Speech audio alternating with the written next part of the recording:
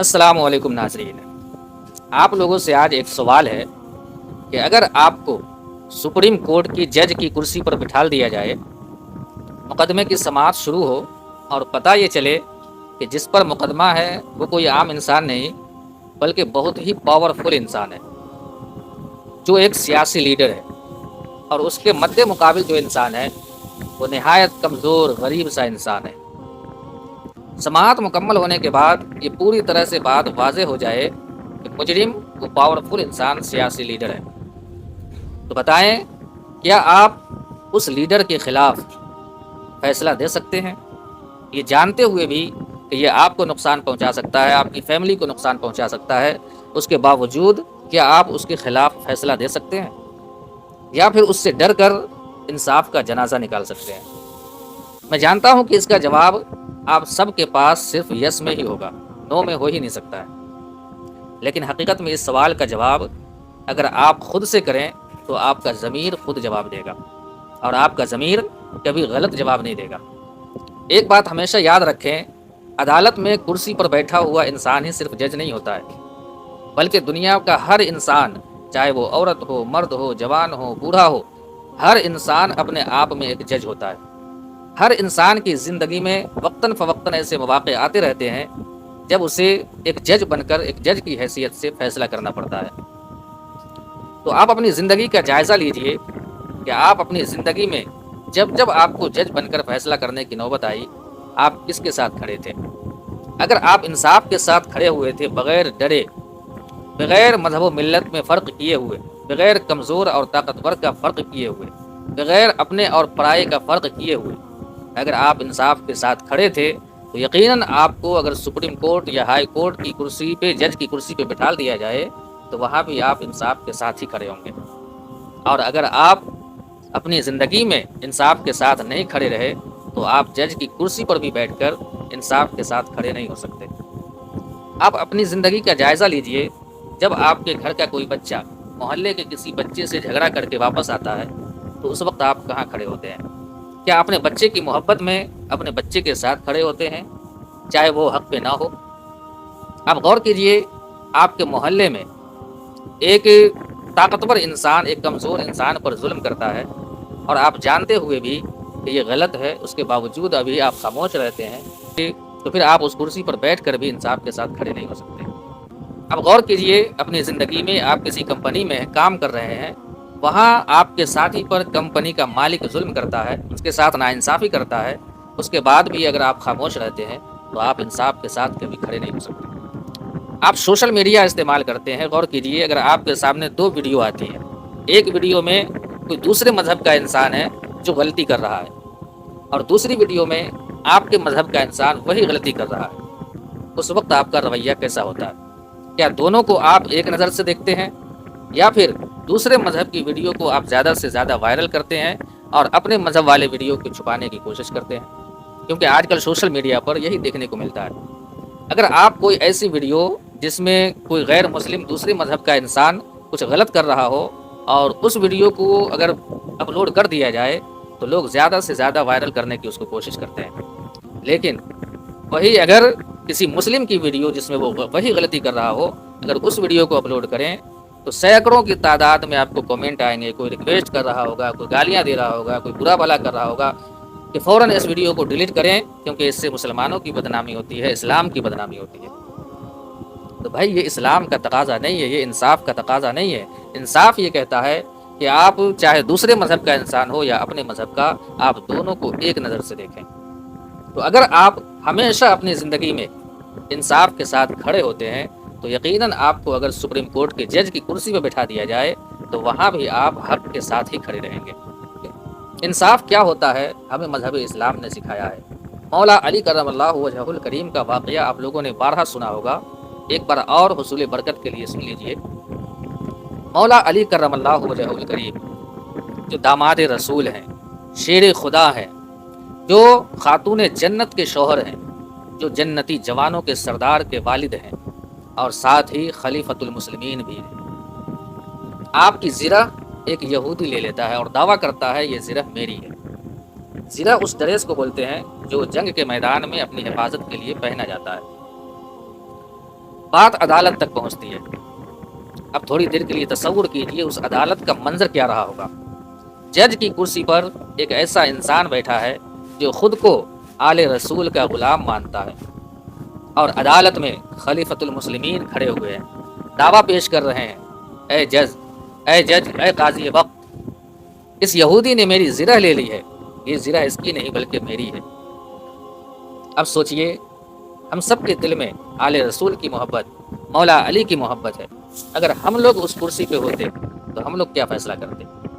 فوراً کرسی سے اتر کر اس یہودی کے پاس جاتے، اسے برا بھلا کہتے، اور اس سے زبردستی اس زرہ کو چھین کر مولا علی کرم اللہ وجہہ الکریم کے حوالے کر دیتے۔ کہ مولا علی کبھی جھوٹا دعویٰ کر ہی نہیں سکتے ہیں، شیر خدا ہے، داماد رسول ہیں، خلیفۃ المسلمین ہیں، یہ جھوٹا دعویٰ کیسے کر سکتے ہیں؟ تو یقیناً اس جج کے اندر، اس قاضی کے اندر بھی آل رسول کی محبت تھی، مولا علی کی محبت تھی، لیکن وہ اس محبت کے آگے مغلوب نہیں ہوئے۔ انہوں نے انصاف کا راستہ چنا، انہوں نے ایمان نے جو طریقہ بتایا اس طریقے کو چنا، نبی کریم صلی اللہ علیہ وسلم کے طریقے کو چنا، کیونکہ وہ جانتے تھے کہ اگر آج مولا علی کے حق میں فیصلہ دے دیا تو دنیا کا ہر جج، ہر قاضی بغیر ایک دوسرے کو سنے ہمیشہ محبت میں مغلوب ہو کر، طاقت کے آگے مغلوب ہو کر حکومت وقت کے حق میں فیصلہ دے دے گا۔ اس لیے آپ نے اپنی محبت کو کنٹرول کیا، اور اس جج نے مولا علی کرم اللہ وجہہ الکریم سے کہا کہ اے مولا علی، شیر خدا، خلیفۃ المسلمین، آپ کا دعویٰ کہ یہ زرہ میری ہے اگر واقعی میں درست ہے تو آپ کوئی ثبوت پیش کیجیے، کوئی گواہ پیش کیجیے، کیونکہ عدالت کی کارروائی، عدالت کا نظام ثبوت اور گواہ کے ساتھ ہی چلتا ہے۔ مولا علی کرم اللہ وجہہ الکریم گواہ پیش کرتے ہیں۔ گواہ بھی کون؟ کوئی ادھر ادھر کا انسان گواہ نہیں، نواز رسول، شہزادہ خاتون جنت، جنتی نوجوانوں کے سردار حضرت سیدنا امام حسن رضی اللہ تعالیٰ عنہ اپنے بابا کی گواہی دینے کے لیے آئے۔ گواہی دیتے ہیں کہ اے قاضی وقت، میرے بابا جو دعویٰ کر رہے ہیں وہ اپنے دعوے میں بالکل درست ہیں، یہ زرہ میرے بابا کی ہے، اس لیے ان کے حق میں فیصلہ دے دیا جائے۔ اللہ اکبر! جن کے در پر سچائی اپنے سر کو جھکاتی ہو وہ بھلا جھوٹ کیسے بول سکتے ہیں؟ عدالت میں گواہی دے رہے ہیں، اس کے باوجود جج گواہی کو ماننے کے لیے تیار نہیں ہے۔ جج کہتے ہیں مولا علی، ایک بیٹے کی گواہی باپ کے حق میں قبول نہیں ہوگی، اس لیے آپ کو کوئی دوسرا گواہ پیش کرنا ہوگا۔ المختصر یہ کہ مولا علی کرم اللہ وجہہ الکریم نہ گواہ پیش کر پاتے ہیں اور نہ ہی کوئی ثبوت پیش کر پاتے ہیں، وہ جج اس یہودی کے حق میں فیصلہ دے دیتے ہیں۔ سوچئے اس جج نے کس طرح اپنے آپ پر قابو پایا ہوگا، کس طرح اپنے دل پر پتھر رکھ کر کے یہ فیصلہ سنایا ہوگا۔ اس فیصلے کے بعد وہ یہودی وہیں پر کلمہ طیبہ پڑھ کر اسلام میں داخل ہو جاتا ہے اور کہتا ہے یہ زرہ مولا علی کرم اللہ وجہہ الکریم کی ہی ہے، میں نے بس امتحان کے لیے اس پر اپنا دعویٰ پیش کیا تھا۔ اس جج کے اس فیصلے پر اللہ بھی راضی، اللہ کے محبوب بھی راضی، اور مولا علی کرم اللہ وجہہ الکریم بھی راضی۔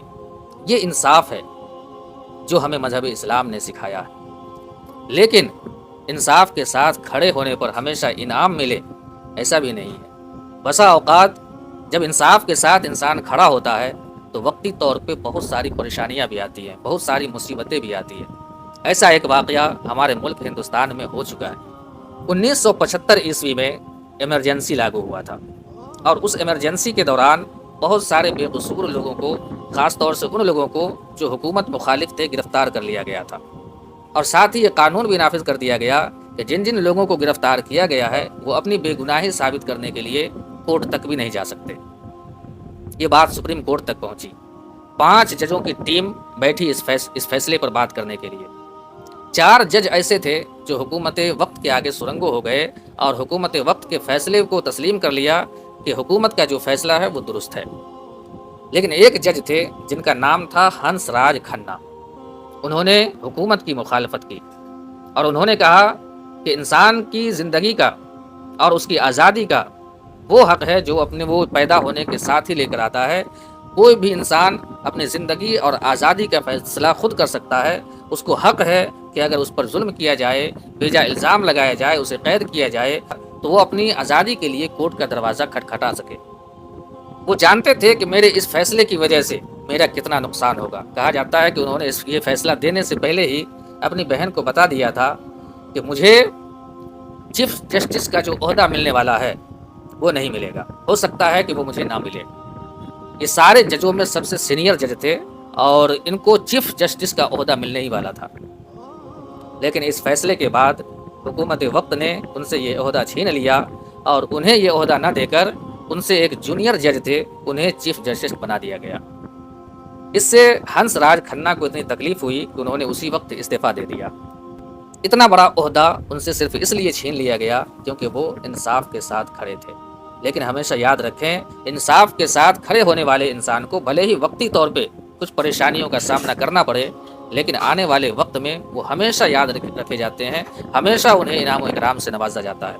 اور یہی وجہ ہے کہ ہنس راج کھنہ کو 1999 عیسوی میں پدم بھوشن ایوارڈ سے نوازا گیا، اور سب سے بڑا انعام کہ ان کی تصویر سپریم کورٹ میں چسپاں کی گئی ہے، جو شاید ہمیشہ رہے گی۔ وہ 4 جج جو حکومت کے آگے سرنگو ہو گئے، انصاف کا جنازہ نکال دیا، آج انہیں کوئی بھی یاد کرنے والا نہیں ہے، لیکن جو انسان اپنے مستقبل کی فکر نہ کرتے ہوئے انصاف کا ساتھ دیا، آج ساری دنیا میں وہ زندہ ہے اور ہمیشہ سب کی زبان پہ وہ زندہ رہے گا۔ تو انصاف کے ساتھ کھڑا ہونے والا ہمیشہ زندہ ہوتا ہے، تاریخ کا وہ حصہ بن جاتا ہے، اور دنیا ہمیشہ اس سے اچھی نام سے عزت کے ساتھ یاد کرتی ہے۔ ان کا جو فیصلہ بھلے ہی اس وقت حکومت وقت نے غلط قرار دیا تھا، لیکن بعد میں سپریم کورٹ نے ہی ان کے فیصلے پر مہر لگا دی کہ ان کا فیصلہ بالکل بھی غلط نہیں تھا بلکہ درست فیصلہ تھا۔ تو انصاف کے راستے میں پریشانیاں ضرور آتی ہے، لیکن وہ بس تھوڑی دیر کی پریشانی ہوتی ہے، اور پھر ہمیشہ کے لیے وہ پریشانی اس کی عزت شہرت میں بدل جاتی ہے اور صرف عزت ہی رہ جاتی ہے۔ انصاف ہمیں نبی کریم صلی اللہ علیہ وسلم کی زندگی سے ملتا ہے۔ روایت میں آتا ہے کہ مدینہ شریف میں ایک عورت نے چوری کی، ایسی عورت جو بڑی عزت دار خاندان سے تعلق رکھتی تھی۔ اب تمام خاندان والوں کو فکر ہوئی کہ اگر اس عورت کو سزا ملی تو تمام خاندان کی بدنامی ہوگی۔ خاندان کے لوگوں نے ایک صحابی رسول ہے ان سے رابطہ کیا کہ آپ نبی کریم صلی اللہ علیہ وسلم کی بارگاہ میں یہ عریضہ پیش کریں، یہ سفارش پیش کریں کہ اس عورت کو سزا نہ دی جائے۔ وہ صحابی رسول نبی صلی اللہ علیہ وسلم کی بارگاہ میں پیش ہوئے اور سفارش پیش کی۔ نبی کریم صلی اللہ علیہ وسلم نے ارشاد فرمایا کہ اللہ تبارک و تعالیٰ نے جو حدود قائم فرمایا ہے تم اس میں سفارش کرتے ہو۔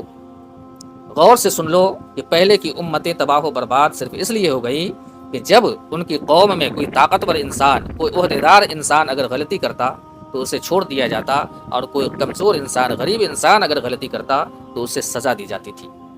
آج ہمارے معاشرے میں بھی وہی حال ہے، ہمارے گاؤں دیہات وغیرہ میں چلے جائیں تو وہاں بھی یہی حال ہے۔ طاقتور انسان اگر کتنا بڑا بھی جرم کر لے، سماج میں اسے بڑی عزت کی نگاہ سے ہی دیکھا جاتا ہے، اسے کوئی بھی جرمانہ یا اس پہ کوئی پنچایت وغیرہ نہیں ہوتی۔